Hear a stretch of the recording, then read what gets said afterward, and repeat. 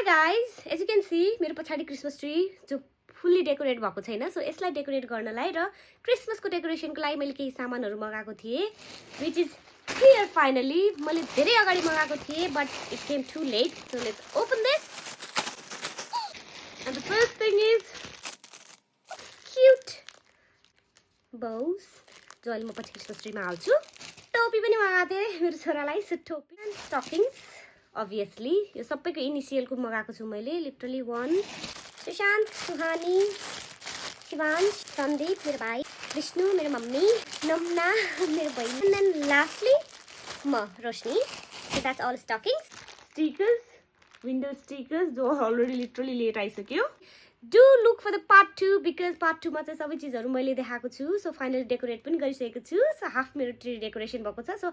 half I'm gonna complete with that things which I got. Thank you for watching. Bye bye.